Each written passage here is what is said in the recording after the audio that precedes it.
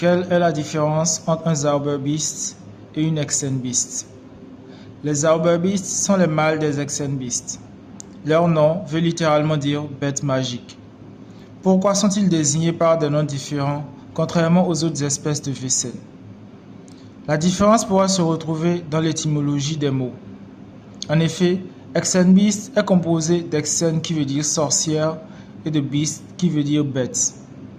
Le préfixe Hexen vient de l'allemand Hexe qui désigne spécifiquement les sorcières.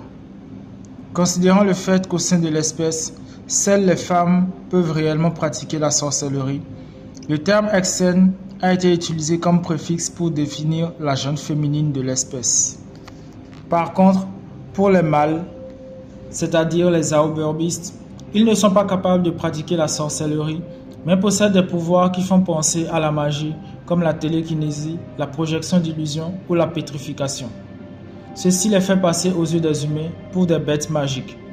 Magique en allemand peut se dire Zauber, d'où leur nom entièrement différent, Zauberbiest.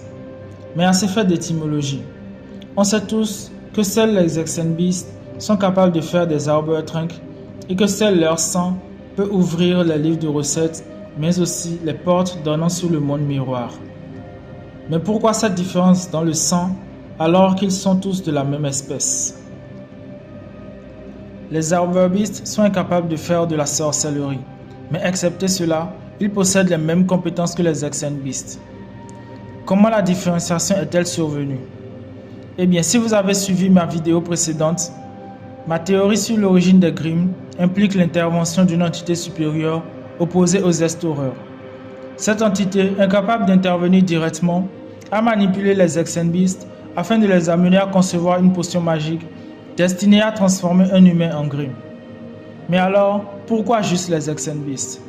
Ma théorie est la suivante. Tout d'abord, les Hexenbiest sont attirés par le luxe, la beauté, le confort.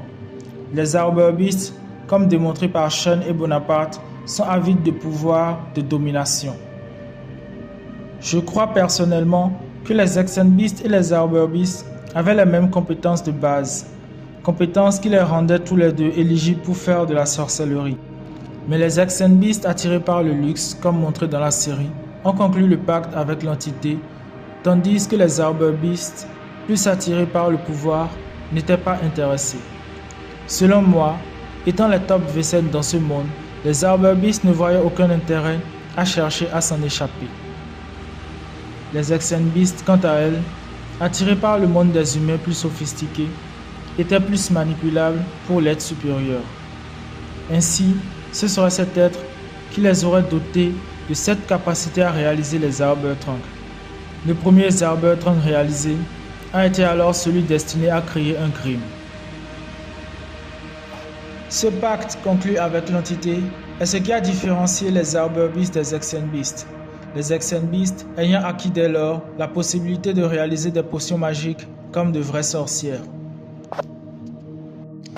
Ce n'est qu'une théorie. Et si vous l'avez apprécié ou avez d'autres idées, faites-moi part dans les commentaires. Et surtout, likez et abonnez-vous. Je vous souhaite une excellente suite de journée.